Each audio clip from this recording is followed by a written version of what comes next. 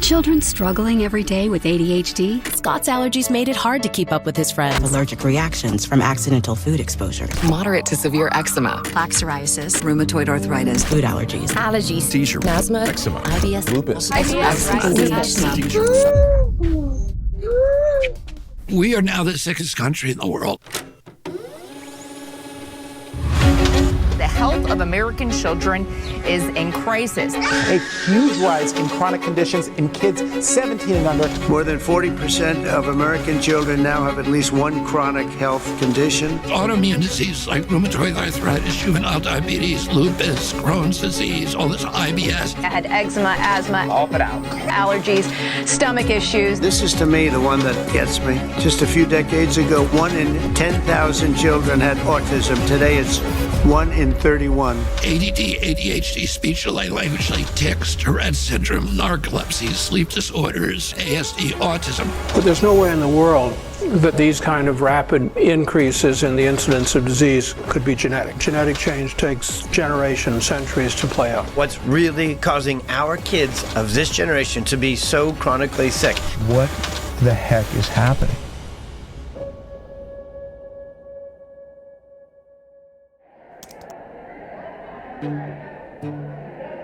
America is the sickest nation in the industrialized world. It is now believed that over 54% of our kids have a chronic disease, either a neurological disorder or an autoimmune disease. That's up from only 12.8% back in the 1980s. In roughly 40 years, we have seen the greatest decline in human health ever recorded.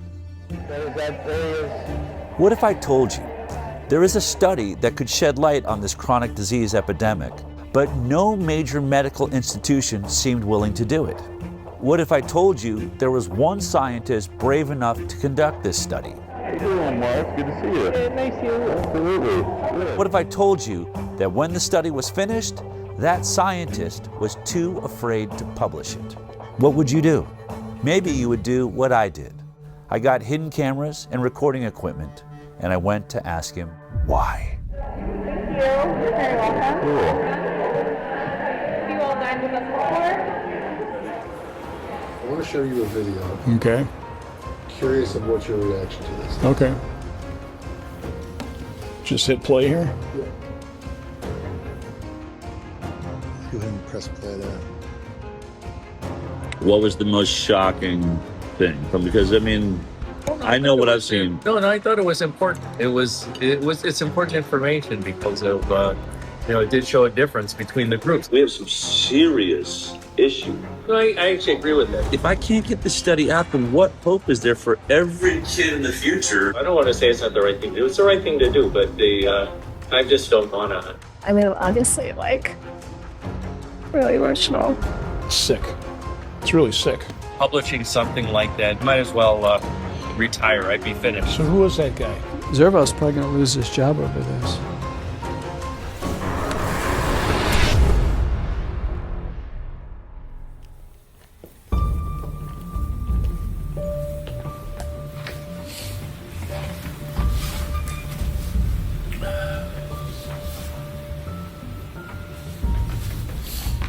You know, I'm thinking before we get into the hidden cameras and the study and Dr. Zervos and all that, why don't we just take it all the way back to how this actually started?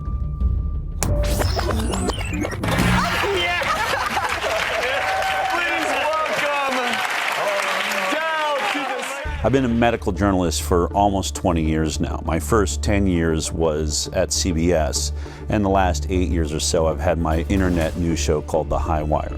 Good morning, good afternoon, good evening, wherever you are. But the biggest change in my career happened when I produced a documentary about vaccinations called Vaxxed.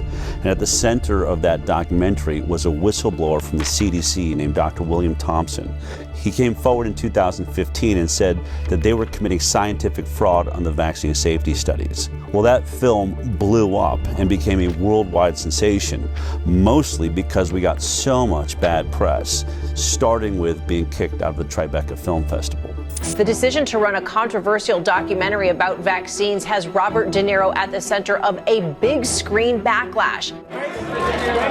Tonight, the film festival Robert De Niro started Under Fire, a controversial new film that many are characterizing as anti-vaccine. I think the movie is something that people should see. There was a backlash which I haven't fully explored. I want to know the truth, and I'm not anti-vaccine. I want safe vaccines. Vax producer Del Bigtri says canceling the screening amounts to a suppression of the truth. I can't imagine what type of pressure came down that would make them pull a movie that they were obviously behind in the beginning. The message from the medical community is clear. This is one of those scientific questions where science has provided an answer. Vaxxed ended up being one of the most controversial documentaries in history. And because of that, there were lines down the block everywhere we went. Look at this crowd behind me. Look at this line goes on and on and on. In fact, the very first day we screened at Angelica Film Center in New York, I wanted to know why there's this giant line down the block. What are these people here for? Can every parent or someone, if you have a family member with autism, would you please stand up right now? I'd like to see. 3/4 of the room stood up. I remember feeling like the air just got sucked out of the room. I had no idea that there was this many people suffering from this issue. I ended up asking that question 3 screenings a day, 5 days a week for an entire year. And every single time, 3/4 of the room stood up. I realized I had stumbled on something absolutely massive. Hello everybody, this is Jamie. Jamie's first. Can you guys both tell us your names? I'm Stephanie. And this is Zion. After the screenings, parents of injured children were inspired to tell their own stories. We set up video cameras and started interviewing everybody that wanted to talk. And what I discovered is it wasn't just autism, and it wasn't just the MMR vaccine. There was an ocean of vaccine injury, and nobody was talking about it. Doctor says, well, do you want the flu vaccine? I was like, might as well do it now. I gave in, I did polio. They gave her the Hep B vax. She got the 2-month shots. Detail. The MMR vaccine. By 10:30 that morning, she was arching her back, clenching her fists. I didn't think I was gonna cry. That night, we were in the hospital with the 106-degree fever. He began to projectile vomit. He began to this loud pitch scream. Like that's when the blood curdling scream started. I did not lay down for 10 months straight because she would vomit and asphyxiate. She would vomit at night and she would lie there while she was asleep and she would choke on it. When we had that vaccination, he lost all language. He just stopped talking? He wasn't talking. He didn't want to nurse. He went to not talking at all. He was developing really well, except for motor skills. He's got chronic allergies. An eczema rash. Food protein enterolitis syndrome. She couldn't eat anything on the glycemic index that was too high. GI symptoms, he started to have gut inflammation. Chronic snoring. Sleep apnea. Seizure-like activity. We woke up. She just...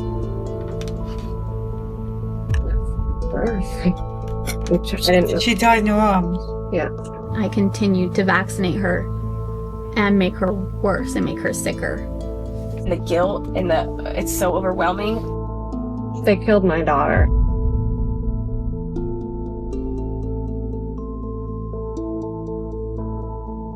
Clearly, this was a bigger issue than anybody realized. But there was one particular interview that we did that really changed my perspective forever. Colton was a 13-year-old healthy, strong boy. He loved anything that has to do with an adrenaline rush. Motocross was his passion. The doctor says, hey, he's the age that you should get the HPV vaccine. I said, okay. So he was administered the vaccine. And then this is the last day he got to ride that big boy bike. And that day he came home, he was starting to feel nauseous, really sore neck. He still didn't want to get out of bed. I just thought, man, you're just really weak and exhausted. And that evening, when he sat up to take a drink of water, he just flopped back and his head just hit the pillow, and I went, Colton, are you going paralyzed? They immediately took him down to Primary Children's Hospital in Salt Lake. Original diagnosis was transverse myelitis. When the doctor came out and asked me, has he been sick? I said, no, he hasn't been sick.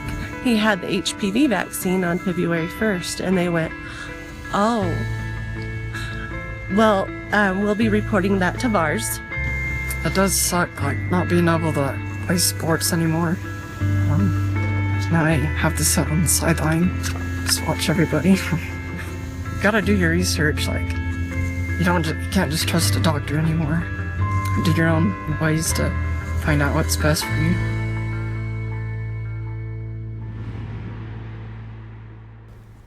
Unfortunately, Colton ended up taking his life in 2018 because he believed he'd become too much of a burden on his family. But the thing I remember about standing there and watching that interview taking place, my co-producer Polly Tommy was doing the interview, was this box that was hanging on his side that was breathing for him. And it went through a tube that was going through a hole in his throat. And he literally had to wait for it to fill his lungs with air before he could answer a question. So he'd go, and then he would start answering the question until he ran out of air. I thought about all of the people that accuse these so-called anti-vaxxers of bringing back polio or the iron lung. Once vaccination rates fall, you're going to have a lot of people getting sick and a lot of children paralyzed for the rest of their life with polio.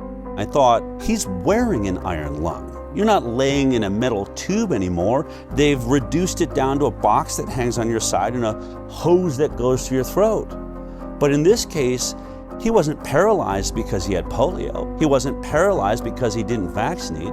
He was paralyzed by the Gardasil HPV vaccine. I chose to get my daughter vaccinated because I want her to be one less woman affected by cervical cancer. One less. Gardasil. Then I went home and started looking up all of the inserts, the warning labels that are wrapped around all of the childhood vaccines, and most of them say it right there in serious adverse events. Guillain-Barré syndrome, that's paralysis. Or transverse myelitis, paralysis. And I realized polio vaccine is a success. We didn't eradicate paralytic diseases with the vaccine program. The vaccine works. We're causing paralytic diseases with our vaccine program.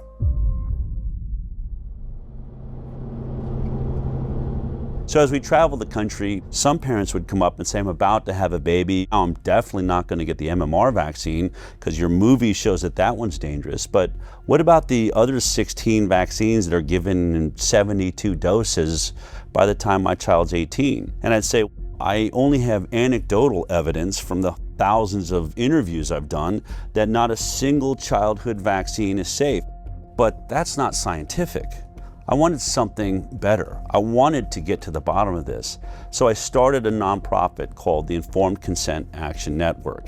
Based on the Nuremberg Code's right to voluntary consent, the German Air Force, the ethical principle globally agreed upon in the wake of the Nazi doctors' horrifying human experiments, of inmates in concentration camps for experimental purposes, where it states the voluntary consent of the human subject is absolutely essential, and there should be no element of force, fraud, deceit, duress, or overreaching or other ulterior form of constraint or coercion.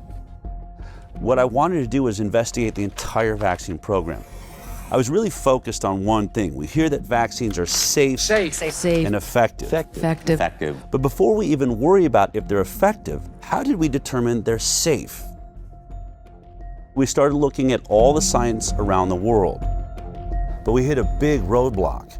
You can't sue a manufacturer of a vaccine. It's one of the only products in America that has what they call liability protection. The reason is because of a law that was passed in 1986 by the US government. The pharmaceutical industry basically blackmailed the government, and they said, we are losing so much money from lawsuits for death and injury from our vaccines, we can't make a profit.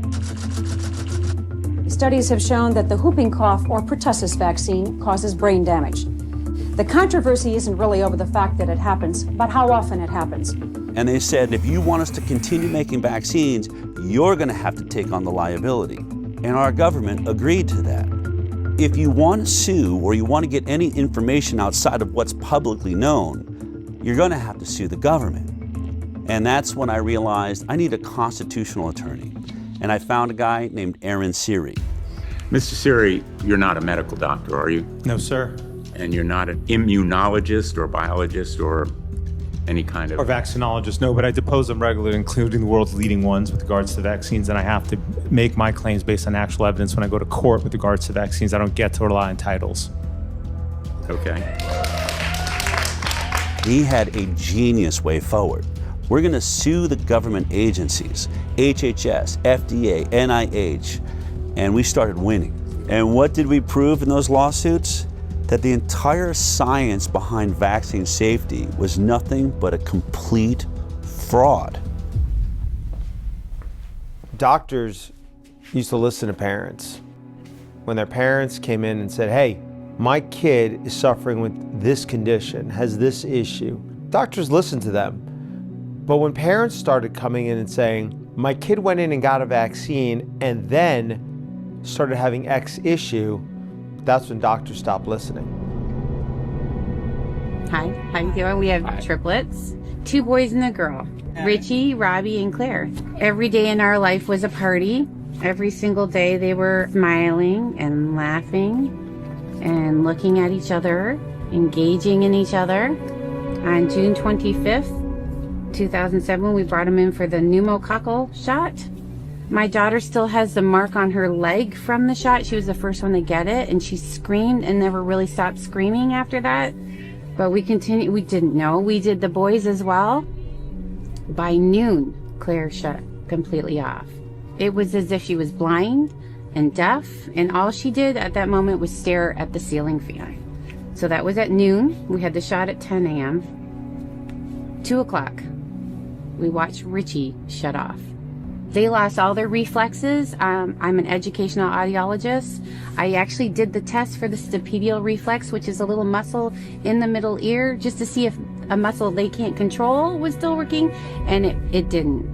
The stapedial reflex dampens sound, so your ears don't hurt from a really loud sound, and both of them had no stapedial reflex. They stopped blinking, stopped yawning, stopped coughing, stopped sneezing. The worst is when we saw the final one shut down. We were told it was genetic, and then we were told by geneticists that there's no possible way 3 children would shut off on the same day. So we had severe autism spectrum disorder for all 3 kids entering kindergarten. We have spent hundreds of thousands of dollars trying to recover them. The only person that we got back is Robbie, the one that was last to shut off. Richie can only say single, maybe 2 words together. Claire is still completely nonverbal, not potty trained, and Robbie is approaching grade level, but severe OCD. Want me to tell you what a day in our life is? So you got, say, a 6 or 7 or 8-year-old child who's not potty trained, and at 2 or 3 or 4 o'clock in the morning they fill their diaper. Well, you assume that's pretty uncomfortable, so they take it off. Pretty soon it's all over them. It's all over the bed. In short order, it's all over me. It's all over her. I'm snapping at her. She's snapping at me. We're both snapping at the kid, who is the only innocent party in the whole scenario. And the one thing that's conspicuously absent from that scenario is anybody who told you that shot was safe. They're all asleep in their bed. They haven't got a problem in the world. This one story of Richie, Robbie, and Claire puts an end to any discussion that autism is only caused by genetics. There is no genetic explanation that would turn 3 brothers and sisters off on the exact same day. What you should do when there are widespread complaints that a product is causing a given harm is you should study it. Vaccines should be tested like other medicines. They should be safety tested. And unfortunately, vaccines are not safety tested. Of the 72 vaccine doses now mandated, essentially mandated, they're recommended, but they're really mandated, for American children, none of them, not one, has ever been subject to a pre-licensing placebo-controlled trial. Health and Human Services Secretary Robert Kennedy Jr. has been torn apart by mainstream media for saying that there's no placebo trials being done for vaccines.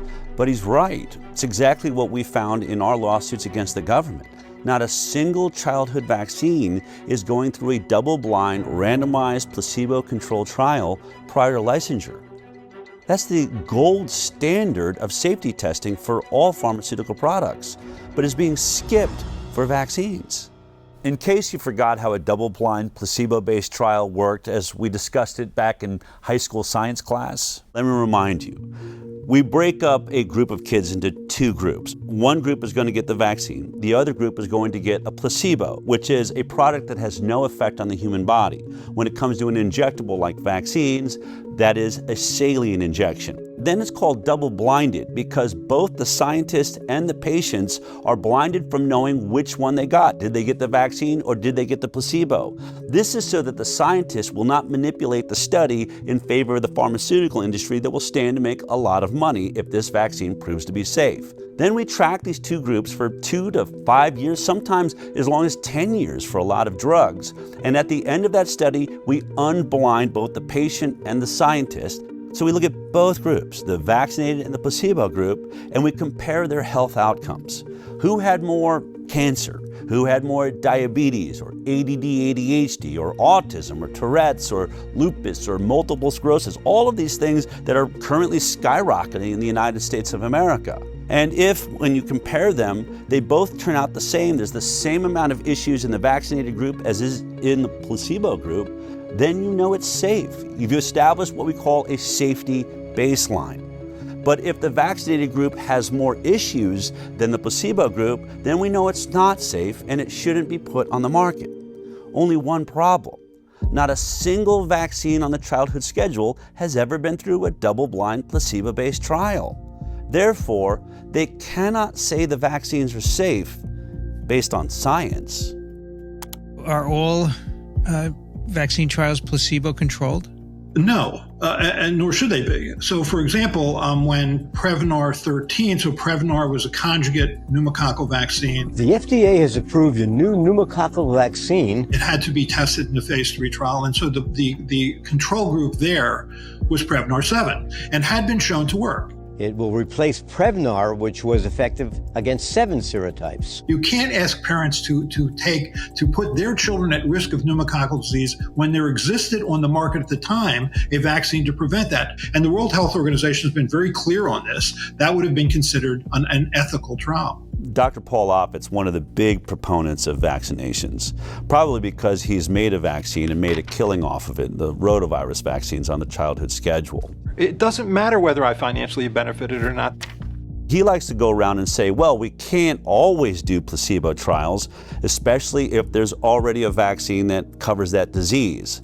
So he'll use an example like Prevnar 13. Prevnar 13 in its safety trial was tested against Prevnar 7, the earlier version of the vaccine. And he'll say you cannot test Prevnar 13 against a saline placebo because it would be unethical. You'd be denying children access to a vaccine that is already on the market, and that's not fair to them.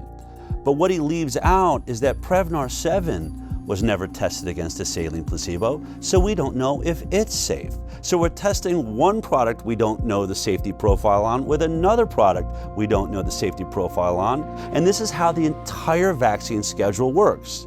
I like to call this the whiskey study. Let me explain. Let's say there's a group of people that are complaining that whiskey is making people drunk and they're crashing their cars and people are getting killed. Now, in order to test does whiskey cause car accidents, you would set up a double-blind placebo trial. One group, the test group, would get the 10 shots of whiskey. The other group, the placebo group, would get 10 shots of water. And then we'd have them both drive on a driving course and see who has more accidents. It's obvious. But in this case, the whiskey company is the one doing the study. And what they say is, oh, we're going to do a placebo-based trial, but our placebo-based trial is not going to be water, it'll be vodka, another product already on the market. And so 10 people get the whiskey shots and 10 people get the vodka shots, and they had them all drive, and guess what?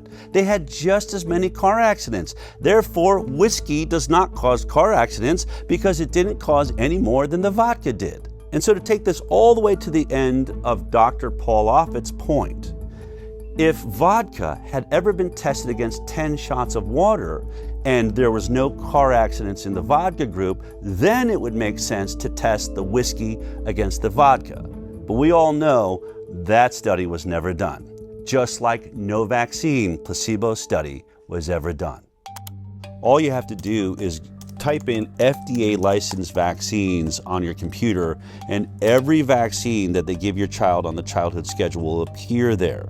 And then you can click on any one you're interested in. Let's click on Recombavax HB. This is one of the hepatitis B vaccines they give your baby on the first day of life. Hello, welcome to the world. Gasp for your first breath, and here comes your first sexually transmitted disease.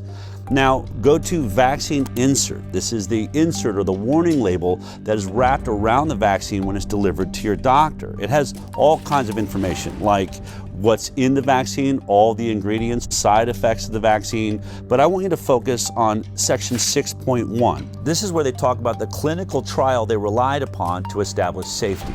It's always 6.1 on every single vaccine, so you can look at all of them.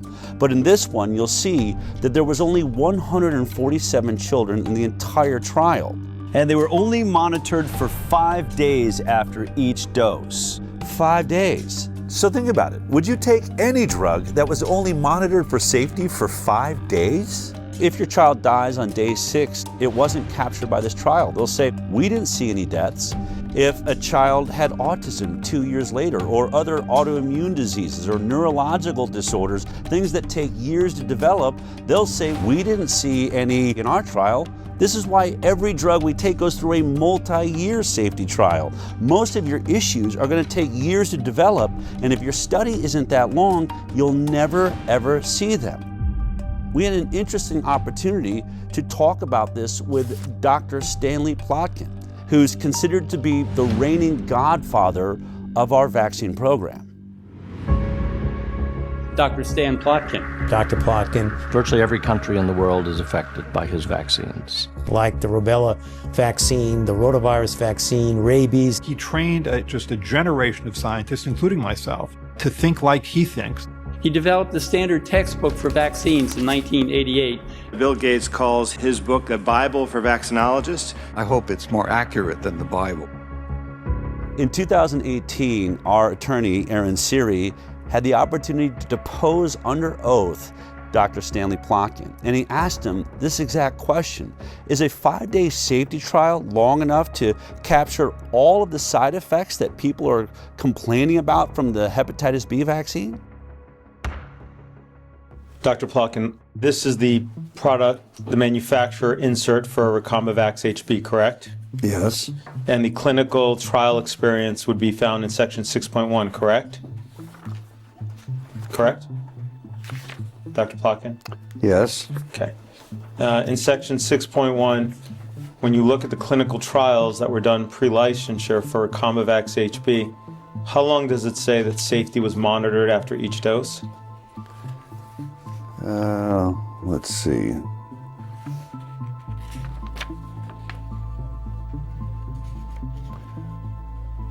Uh, 5 days. Okay.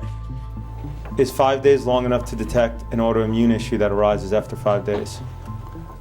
No. Is 5 days long enough to detect any neurological disorder that arose from the vaccine after 5 days? No. There is no control group, correct? It does not mention any control group, no. No. If you turn to section 6.2, under the nervous system disorders, it states that there have been reports of Guillain-Barré syndrome, correct? Yes. As well as multiple sclerosis, exacerbation of multiple sclerosis, myelitis, including transverse myelitis, seizure, febrile seizure, peripheral neuropathy, including Bell's palsy, muscle weakness, hypothesia, and encephalitis, correct? Correct. Okay. Now, it says at the top, before you go on, these reports are required to be included because they have been reported to the authorities as happening after vaccination. That is not proof that the vaccine caused those reactions. In order to establish whether it's causal between the vaccine and the condition, you need a randomized, placebo-controlled study. But yes. That was not done for this hepatitis B vaccine before licensure, was it? No. Okay. Without a control group, if you're looking for a phenomenon occurring in the vaccine group, you cannot judge that phenomenon without having a control group. Isn't it true that it would now be considered unethical to conduct such a study today? It would be, yes, it would be ethically difficult. So this is how the entire game is played. They don't do a safety placebo trial before the vaccine's licensed. Then when people start lining up with all of these serious side effects, you say, well, can you do a placebo-based trial now? And they'll say, no, it's unethical. So they won't do it before, they won't do it after there's injuries, and when they can't do a study, your doctor says to you, I haven't seen any studies that show that these injuries are being caused by the vaccine. Therefore, I'm going to assume they're safe. Do you agree with the CDC's recommendation that babies receive a hepatitis B on the first day of life? Yes. You stated that hepatitis B doesn't cause encephalitis, right? That's my opinion, yes. But the IOM, after doing its review, determined it couldn't find science to support a causal determination one way or another. Correct? Yes. But that means that they don't have evidence for the supposition. That it either causes or doesn't cause. Right. They don't know. They don't know because there aren't enough data. In the absence of data, my conclusion is that there's no proof that causation exists. So if there's no data to show that it causes or it doesn't cause, yes. Your supposition, is that I understand correctly? Yes. Is that it doesn't cause it? That there's no proof that it does. Okay, that's different than saying it doesn't cause it, correct? Correct. So let's be clear. Vaccine safety is not based on science and data, it's based on an assumption of safety. And that is the stalemate we find ourselves in. But there's one way out of it. Instead of doing a placebo-based study, you can do a retrospective study looking at people that have already made their choice, whether they're going to vaccinate or not. And then you just compare those groups, the ones that got the vaccines and the ones that decided not to vaccinate. We call that the vaccinated versus unvaccinated study. It's been done by a few independent scientists and institutes amongst small groups of children, but never by a major government agency or a major medical facility. The reason this study is important, I think, is illustrated by a study that was done in Guinea-Bissau, Africa, by a man named Dr. Peter Abe. He's one of the lead experts, he's pro-vaccine, and he develops vaccine programs for the third world. He had a DTP vaccine program he'd run 30 years ago in Guinea-Bissau, Africa, and recognized 30 years later, you know what, only half the children in the country got that vaccine and the other half didn't. I could do a perfect comparative study between the vaccinated and the unvaccinated. And when he did that study, the results blew his mind. This is about vaccines. And I think it's important to recognize that no routine vaccine was tested for overall effect on mortality in randomized trials before being introduced. I guess most of you think that we know what our vaccines are doing. We don't. The program we are talking about at the time, the vaccine program, was introduced sort of in the late 70s after the success with the eradication of smallpox. WHO made sort of the first immunization program for the low-income countries. What you comes out here, you had 2.3 times higher mortality if you are DTP vaccinated. And that is the most commonly used vaccine in the world. So the whooping cough vaccine or pertussis vaccine was associated with twofold higher mortality. You can have a vaccine which is fully protective against a specific disease, but associated with higher mortality. How is that possible? After looking at this study, it was clear that the vaccine did protect against the diseases they were vaccinated for. The kids didn't die of diphtheria, tetanus, and pertussis. Only one problem. Once they looked at it, they were dying at 5 times the rate of all of these other issues. So it was clear that though it was protecting against these diseases, it was weakening their immune systems to all sorts of other problems. One of the other scientists on this study did a TED Talk on this. In spite of being protected against 3 deadly diseases, the introduction of DTP was associated with increased overall mortality. children who received DTP vaccine had 5 times higher risk of dying than those who didn't. And this is just one example of many studies now done of DTP vaccine, and they all show the same. DTP vaccinated children have higher mortality than those who didn't get DTP. So it appears that DTP vaccine has negative non-specific effects. The protection against the 3 deadly diseases comes at a very high price, namely increased risk of dying. So, with the best of intentions, the use of DTP vaccine may kill more children than it saves. I know these results are extremely uncomfortable, and most people, including myself, just wish they weren't true. But this is what the data tells us. That was just a study of one vaccine in a group of children. What if you studied children that were receiving not one vaccine, but between 72 and 100 vaccines by the time they're 18? Of course, I'm talking about the most vaccinated nation in the world, the United States of America. Our federal health authorities actually paid the Institute of Medicine to look at the safety of the vaccine schedule as a whole. And the Institute of Medicine, after conducting that review, came back with a report in 2013. The report said no studies have compared the differences in health outcomes between entirely unimmunized populations of children and fully immunized children. It's the CDC's responsibility to do those studies, and they've been ordered again and again and again to do them, and they have refused. But the Institute of Medicine has looked at the vaccine schedule and said in their 2011 report, there are over 150 injuries that are likely to be associated with vaccines that have never been studied. Well, what did the CDC do after the Institute of Medicine issued that report? Instead of doing the study, they ended up doing a study on how to do a vax versus unvax study. It went and it paid a whole lot of money to issue a white paper on how to conduct that study comparing vaccinated versus unvaccinated kids. That white paper came out in 2015. Now, here we are in 2025, 10 years later. They've still never published that study. Now, have they never done the study? I can't tell you.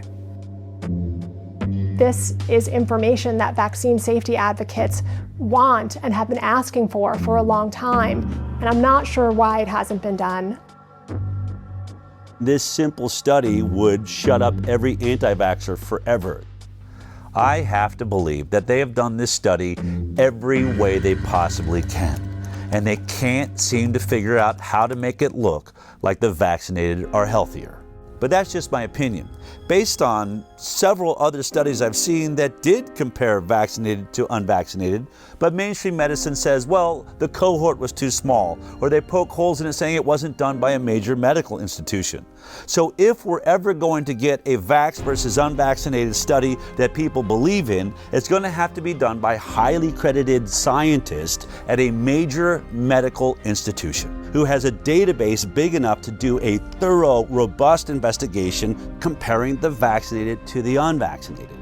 As fate would have it, Del met the head of infectious disease at Henry Ford Health System, Markusom Zervosum.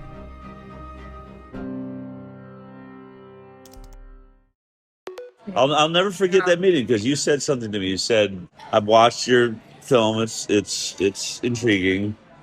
But you said, I'll never forget. You said you've been saying something. I watched your videos that I had an issue with. You said that they cannot say that vaccines are safe because they've never done the proper safety studies. And you said to me, I actually researched that because I wanted to see if that was true. And you said, I'm sorry to have to report to you that you're actually right about that.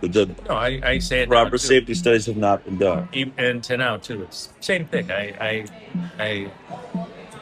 still say it now. The proper safety studies haven't been done. So then I said to you, all right. Still true. And you're like, I don't know what I'm doing here. I don't agree with you. I believe in vaccines. And I said, would you ever consider doing a vaccinated versus unvaccinated study? And you said I would do anything wherever the data is the data, right? Yeah. The first time I met with Dr. Zervos, he agreed to do a vaccinated versus unvaccinated study. I mean, I was ecstatic. He was perfect. Ford Medical Center is one of the greatest research centers in the world, and Dr. Zervos is in the middle of being a hero for having just worked out the entire Flint, Michigan water crisis. 74 miles of large diameter pipeline will stretch For decades, Flint, one of the poorest cities in America, had bought its water from Detroit. Instead of staying on the Detroit water supply while the pipeline was being built, the city would temporarily get its water from the Flint River. That decision would force the city to activate an old water treatment plant. Here's the plant. This is what is coming out of the tap. Water's brown, has a bad odor. We cannot drink the water. They soon became a breeding ground for Legionella, and people were getting sick. The oxygen, you're on that all the time, or do you ever get to take it? I want it all the time. Yeah. Her doctor, Markus Zervos, had been treating a chronic skin infection that her weakened immune system couldn't control. They are doing a lot better. I'm ecstatic. You know, if I can get them healed over a little bit more, I'm going to get you an appointment with those transplant doctors. There'd been 90 confirmed cases in the year and a half following the water switch. 12 people had died. Sean McElmurray had pulled together a team of 23 scientists and experts from around the state. The team says the state wouldn't authorize them to start the search for the source of the outbreak. Dr. Zervos was the infectious disease expert, and he was worried about the delay. It was critical to start right away because by June we expected to see more cases of Legionnaire's disease and there would be more deaths, which is what we expressed in a meeting that included top leadership at MDHHS. I remember my colleague telling him that if he didn't do that, people could die. Unfortunately, Nick Lyon's response was that, well, they have to die of something. I mean, you're just in shock as a result of him saying that, the director of the health department. Dr. Zervos seemed perfect. He'd stood up against the entire health system in Michigan, so I figured he'd probably be brave enough to do this study. But then a couple of years went by and still no study. I called Aaron and said, why don't we go see if we can't convince him to finally do this study? I flew down to Michigan and we went to meet Dr. Zervos in person. We said, look, here's your opportunity. The results should be directly in line with the orthodoxy. The vaccinated kids should be healthy across the board. He could be hailed a hero for finally shutting up the anti-vaxxers. He said he's willing to do it. The study was going to use the data they literally already have in their fingertips. The data of millions of people who are already in the Henry Ford Health System database, including hundreds, maybe thousands of completely unvaccinated children, as well as obviously children who are vaccinated. What that would allow is taking that multi-million person database, segregating out the children who had been in the Henry Ford system from birth continuously for a few years.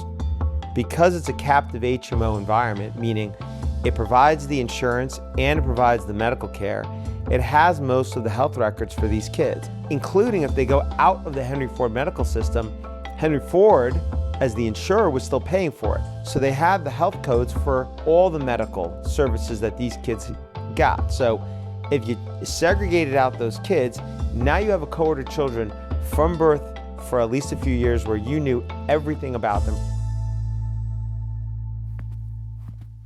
I previously was a program director at Henry Ford Hospital, so I know it well. It's one of the best integrated health systems to do research. Henry Ford receives over $90 million in annual research funding, with nearly 700 residents and fellows in 53 ACGME accredited training programs. I think Henry Ford, like other institutions, has a bias towards the goodness of vaccines. You can't miss it. It's a full-page letter here from Henry Ford with 56 signatures saying in bold letters, the science is clear, vaccines save lives. If the results came back demonstrating that the battery of vaccines was associated with chronic diseases and that unvaccinated appeared healthier over time, such a result would be particularly convincing. I'm for vaccines. I'm not, I'm obviously for vaccines, but I think it's the best way of controlling infectious diseases, which are deadly. I'm for mandatory vaccination. Henry Ford is mandatory vaccination because of me. Henry Ford is one of about 90 healthcare systems across the United States that are working to enroll a total of 30,000 volunteers in the Moderna COV vaccine study as quickly as possible. This is the worst pandemic of the last 100 years, and our best hope of dealing with this is by having an effective vaccine. Henry Ford is requiring all 33,000 staff members to be fully vaccinated by September 10th, 2021. The health system says this is consistent with its existing vaccination policy, which includes team members get the flu shot every year and stay current with other vaccinations. It appeared to me that Henry Ford was pro-vaccine, not anti-vaccine. So I had to assume the only reason they would do this study was to prove us wrong. Del and I thought that was an excellent opportunity. They can do the comparison and presumably they could get it published. We only had one request. The ask was, whatever the outcome, you publish it. Would he stick to that if the results show that unvaccinated kids are healthier? And when he realized that if he submitted that for publication, he's going to face the wrath of his entire profession, didn't know. This was our greatest fear. I mean, vaccines are the holy grail of modern medicine, and anyone that decides to challenge vaccines in any way are essentially considered heretics. Vaccines are safe. Vaccines are safe and effective. Vaccines are safe and highly effective. Safe and effective. Safe and they're highly effective. Vaccines are one of humanity's most incredible accomplishments, and they've saved millions of lives. Childhood vaccines have prevented about 4 million deaths around the world every year. The overwhelming majority of pediatricians in this country strongly support vaccinations. Missing her vaccination dates. We're not vaccinating. The schedule as it's currently recommended is well tested. We've studied them in so many millions of children. Billions of people. Decades of extensive peer-reviewed scientific studies. Centuries of science. The science is pretty settled. Settled for many years now. This idea that we're taking too many vaccines, there's really no science to back that up. The scientific community publishes paper after paper after paper. There is nothing to see. There's nothing to see. I will not stand here and let conspiracy theories distract from real solutions. Most doctors can't tolerate being called quacks or having their reputation destroyed. And I went from treating the head of the laboratory at my hospital for hypertension to becoming, somebody that was doubted on every levels after a while because of one thing that I said, which was, can we stop giving vaccines to my sick patients and give it to them on the day of discharge? And had they not tried to intimidate me, doubt me, and pushed me to research and show that what I saw was actually real, I would still be lockstep working as a regular doctor. The Florida Department of Health, in partnership with the governor, is going to be working to end all vaccine mandates in Florida law. All of them. All of them. My experience with discussing or disclosing harms associated with vaccines is that those are not welcome ideas or conversations. That move from the Florida Surgeon General, a doctor there, drawing condemnation from public health experts. Whether it's ignorance, it's stupidity, or it's malice, at the end of the day, people are going to get hurt. He's not going to necessarily receive a warm embrace by some of the people in his profession, but that's really what courage is all about. It's a very hostile environment, both scientifically and in the media, for individuals who reach conclusions or have opinions that counter mainstream ideas. Every independent scientist that has ever ventured into doing a vaccinated versus unvaccinated study of any kind is immediately under assault. There's one by Dr. Anthony Mawson out of Mississippi. He did a homeschool study of about 600 kids and discovered alarming rates of allergies, ADD, ADHD, neurological disorders, and a 4-fold increased risk of autism amongst the vaccinated. As soon as the study came out, his job was under threat. In fact, I asked him if he'd be in this film, and he said, look, you can show my studies, but I have just been dragged through the coals on this. I can't take anymore. Then there's Dr. Paul Thomas. Hey, how you guys doing? What I'm seeing on this side is a pink dull, scarred up eardrum. I've been a pediatrician for 35 years. I'm now retired. What I noticed in the first decade or so of my practice is kids were getting sicker and sicker. And over the next decade, as more and more patients chose not to vaccinate, I got to see the difference. But I wanted to see, could I prove it? So we got all the data from my practice. We looked at every baby born into my practice and published it in an international journal of public health. What we found, and that study was peer-reviewed, it was robust, we found massive increases. I mean, we're talking 400 to 500% more. Allergies, autoimmune conditions, neurodevelopmental issues, and then we had infections of all kinds.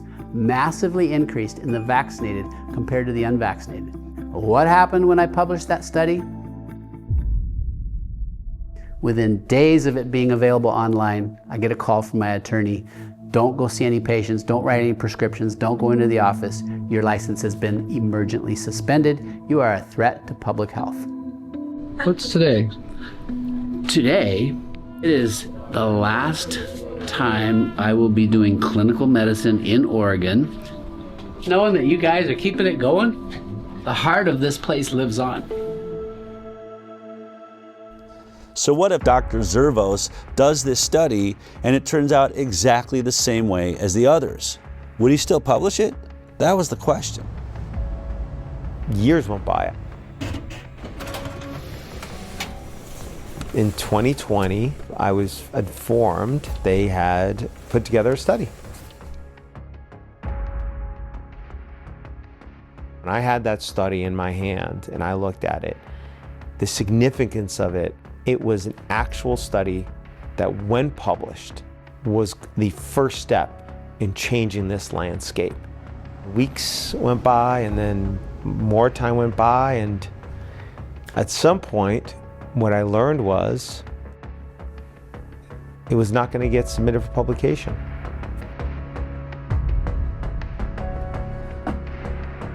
Aaron called me and said they finished the study. Only one problem, they're not going to publish it. I mean, it was everything we were afraid of. I called Dr. Zervos and I said, can I fly out and meet you for dinner? And he agreed. I wanted to look Zervos in the eyes and ask him, what's so damning in this study that you're afraid to publish it? I wanted to know what was in this study. I hadn't seen it. I also imagined there's got to be a way to talk him into publishing this study. But one thing was for sure, this was my last chance. I'm going to bring hidden cameras and recording equipment so that no matter what happens at this dinner, I can prove it happened. What do you think about the study you guys have done?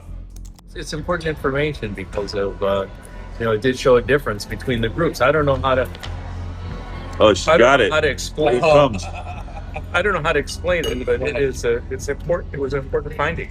I mean, the study was for what. Do you find any flaws in the study? I mean, is there a way they could do the study? You can do the study better with what's there? Not that I know. No. That I know.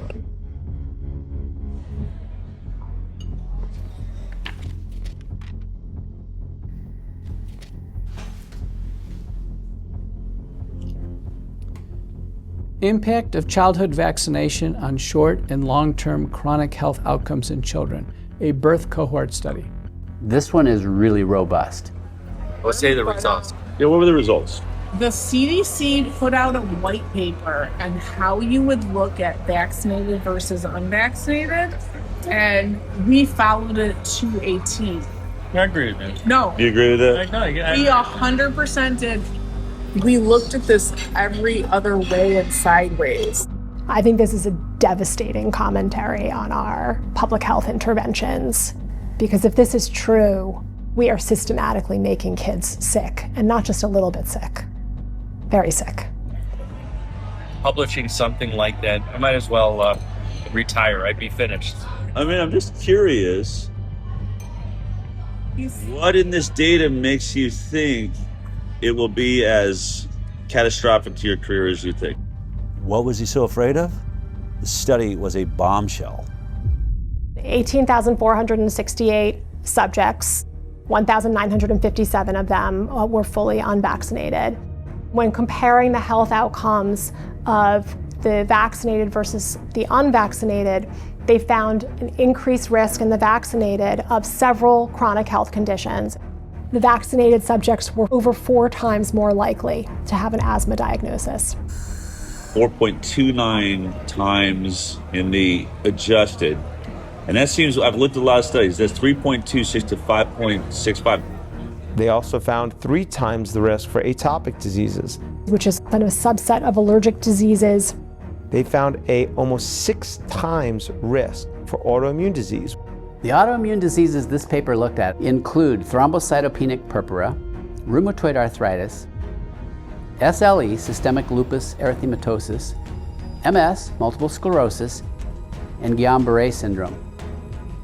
They mentioned there are over 80 different autoimmune diseases, and what their data showed for autoimmunity, 6 times increase in those who got vaccines when compared to the unvaccinated.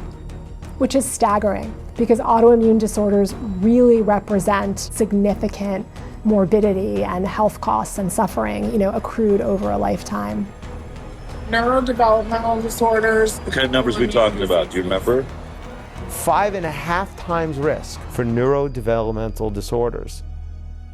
We know that the immune system is intimately connected with both brain development and brain functioning.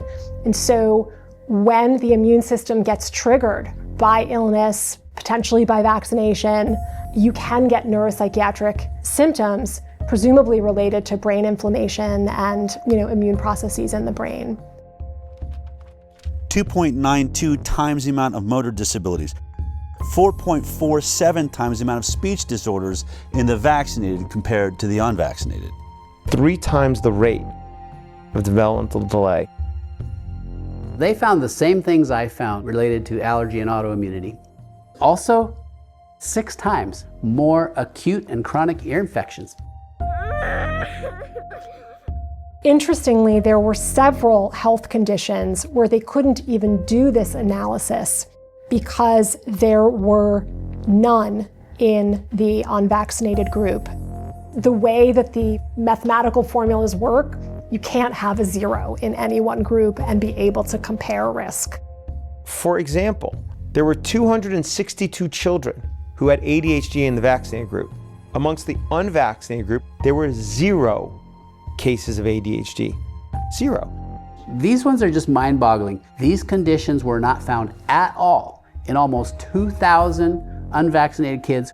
0 brain dysfunction, 0 diabetes, 0 behavioral problems, 0 learning disabilities, 0 intellectual disabilities, 0 tics, and 0 other psychological disabilities in the unvaccinated.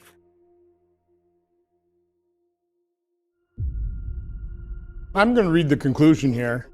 Despite this, and in contrast to our expectations, again, the author's expectations was they'd conduct the study and probably find vaccinated people a whole lot healthier than the unvaccinated, right?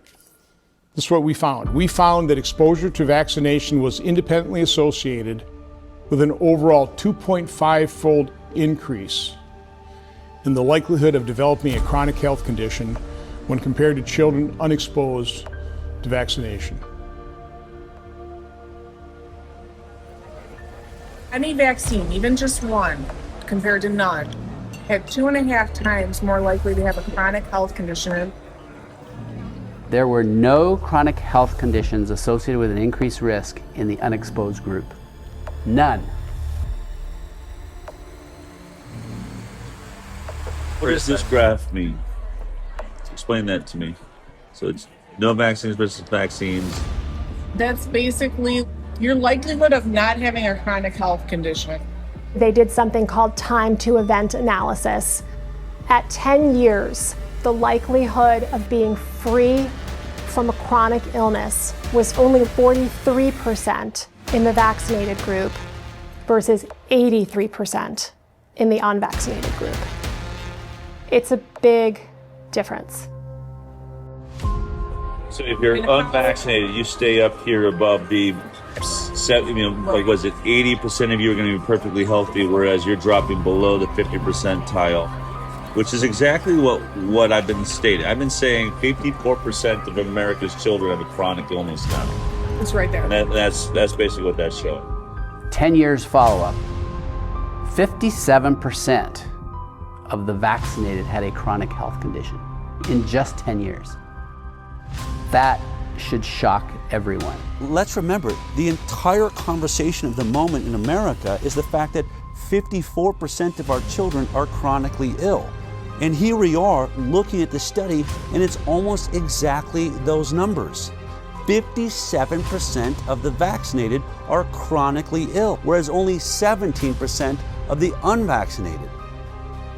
I think because I have an interest in vaccines and I understand off-target, non-specific effects, I was sad, but I wasn't surprised.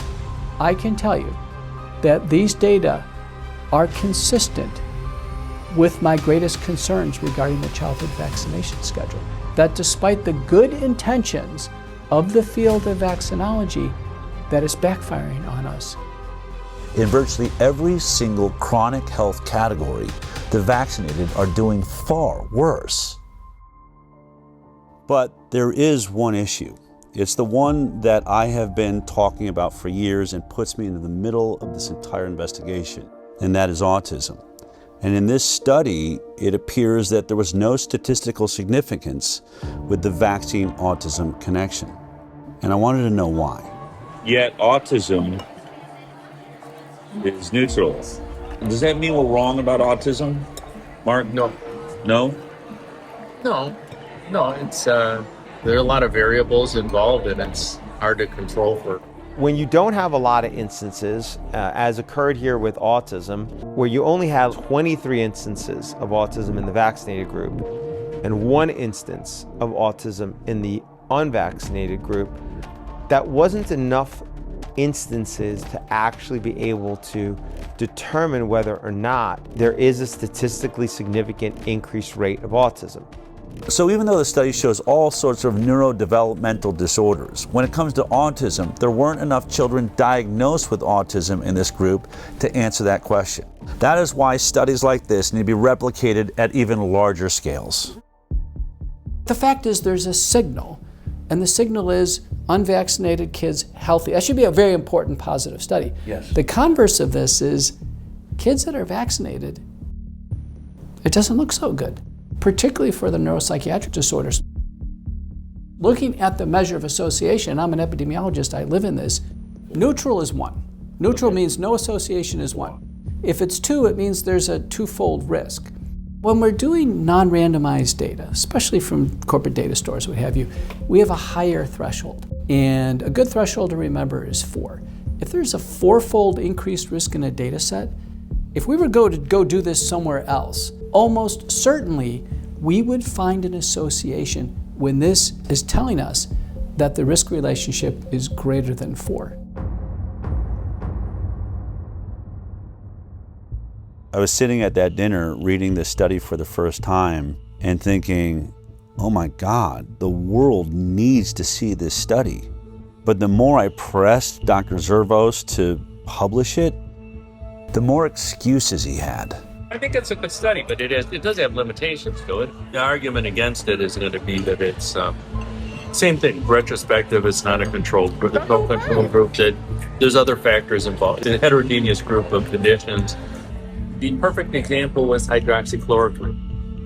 Did I happen to mention that not only was Dr. Zervos at the center of the Flint, Michigan water crisis, he was also at the center of the hydroxychloroquine study that was done by Ford and showed a 50% reduction in death for those that received hydroxychloroquine. And for that, he got attacked by Tony Fauci and virtually everybody in mainstream media and the medical world.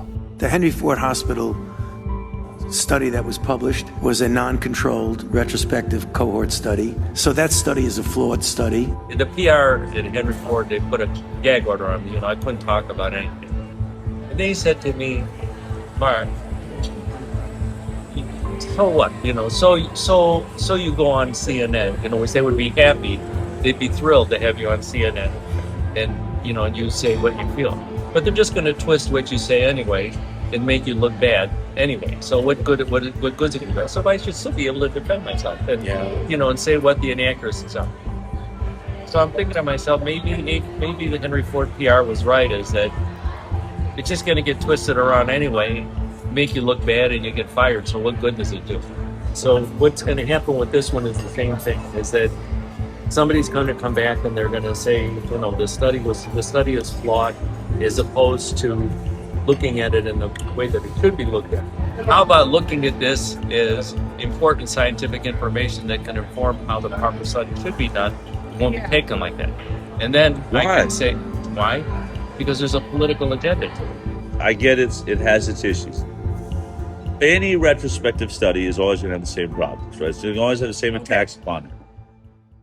There are limitations to retrospective studies. That's the reason why we like to do randomized clinical trials when we can, because they don't have the same limitations. The major one that you have to worry about with retrospective studies is things that are different between the groups that you're comparing that you're unable to account for. If you want a flawless study, do a placebo-controlled trial. Any retrospective study is going to have flaws in it. But in this study, they made a point to address many of the flaws that they found themselves. If someone were critical of the study, I think issues that a researcher might raise would be things like the different lengths of follow-up for the groups between the children who received no vaccines and the children who received vaccines. The authors actually did do a sensitivity analysis where they limited the analysis to children who had at least a certain amount of follow-up. When they limited the follow-up time for both the vaccinated and the unvaccinated to 1 year, it's still 2.75 times higher rate of chronic disease in the vaccinated. And when they limited it to 3 years, it's 3.38 times the rate of chronic disease in the vaccinated. And when they limit it to 5 years, it's 4 times greater. So no matter what they did to limit the follow-up time, the results of the study didn't change. The results indicate that the different follow-up period really did not have a substantial effect on the research question that they were probing. Another concern is that there are just big differences in how likely the children who received no vaccines were to seek health care compared to the children who received vaccines. So in other words, could the differences we're finding in the study just be due to the fact that these kids were being seen less often, and so they're getting fewer diagnoses? To try and address this, they limited the population of children who didn't receive any vaccines to children who at least had some number of medical visits. And even in that sensitivity analysis, the main findings persisted. In this study, they adjusted for confounders. Confounders can be age, socioeconomic status, gender, racial, ethnic groups, and used a technique called Cox proportional hazards, which means holding all other factors equal, what's the relationship between the factor of interest and the outcome?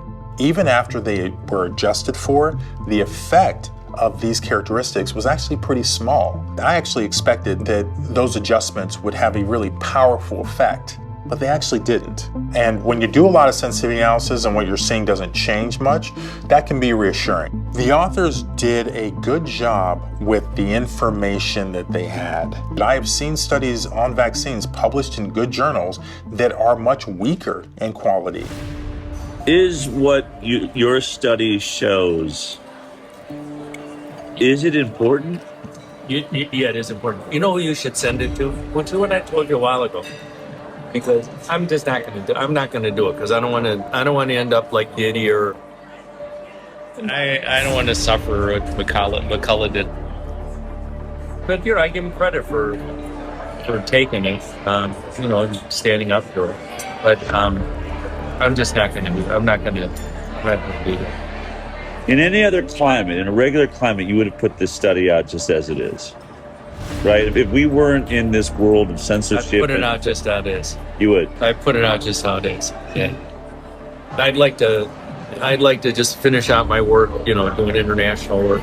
Part of my reluctance to do anything is that nothing is going to come out of it other than me losing my job, which I'd rather not see happen. We're here because I fully respect you, and I recognize the danger of. I said to you, if you do this study, I'm going to repeat it because I'm going to remember. I said, if you do the study, you're going to come under fire. You said, I don't care about that. I'm all about the data, and I'm about to retire anyway. That's literally what you said.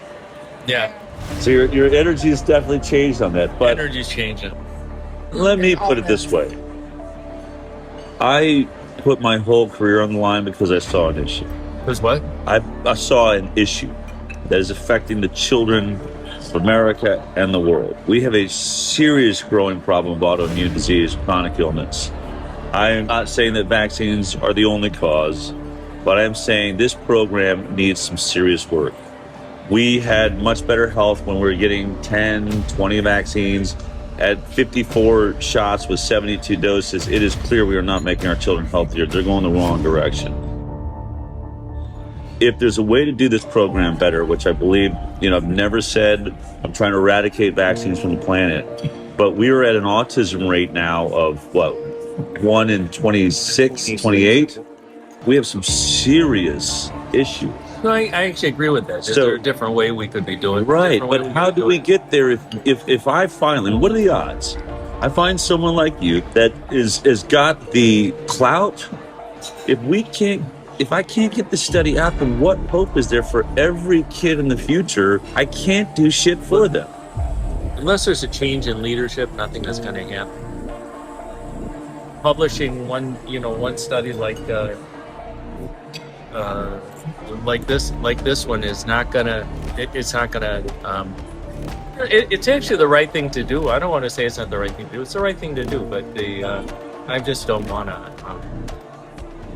And I don't want to say I have enough problems, but I've got enough things like that I'm already dealing with. And I don't want another one.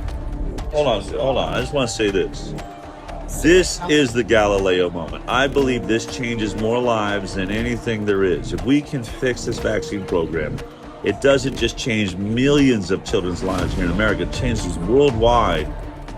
You'll be the father of the change in the system. That's historic. And I want to work with you to do that. This is why we're here. Yeah. No, I see what you're saying. We have an ability to do something that no one ever dreamed is possible. If it's not you, then who?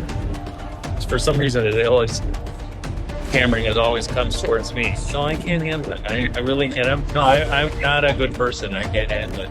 I'm not a good person, but I'm just not going to do it. I'm not going to do it. Because I've got other stuff to worry about. Yeah, I mean, obviously, really emotional. He's just going to compartmentalize it away. I think someone could look at this and be like, it's unconscionable. How could he? And I think the way that he can is the way we all can do things that, not do things we don't want to do is we just convince ourselves, he's saying it doesn't matter. This is one study. It won't move the needle. It's too much for me. I can't. And, maybe he's right. Maybe it is too much for him. It's very important the study sees the light of day. In the scientific literature, and for the advancement of science, we must have balance. There are always pros and cons to everything. And when we have a deep-seated religious bias in favor of vaccines, we've lost balance. And when we lose balance, the entire scientific enterprise goes off track. And when that happens, large populations are harmed. I cannot help but ask myself the question, how many children will suffer a chronic illness that they maybe wouldn't have to suffer had this information been out there? I treat a lot of kids with neurodevelopmental disability and neuropsychiatric illness, and their lives and their families' lives are hell. And I know so many parents who suffer all kinds of guilt. The parents who've had adverse reactions or who've witnessed neurodevelopmental regression in connection with vaccination, they are devastated. I've had so many mothers say to me, my child is like this because of me. At my hand, I did this to them. I think we are absolutely destroying our future by destroying the overall health of our most precious asset, our children. We need to know if this is true. We are morally and ethically obligated to replicate this study again and again and again and find out if this is accurate and if this is true. We have to. The fact that this study hasn't been peer-reviewed and hasn't been published is extremely concerning. It's important knowledge, and other healthcare systems really do need to replicate the analysis. This question really does need to be probed. It's a very important research question. I challenge you, yes, you the doctors, you the researchers, do the research. Find within your data set, within your system, those who are unvaccinated and compare them to the vaccinated cohort. This is one data set. You could replicate this again. There are other captive payer systems. Let Kaiser Permanente Southern California do it. And let the Harvard Pilgrim system in Boston do it. And all the other health systems around the country. And maybe even the CDC with the VSD. And with that, we can start actually addressing the problem that these vaccines might be causing. If these results are valid, this is an absolute sea change in our understanding of the off-target and non-specific effects of vaccination. And we will have to reconsider the way we go about our vaccination program.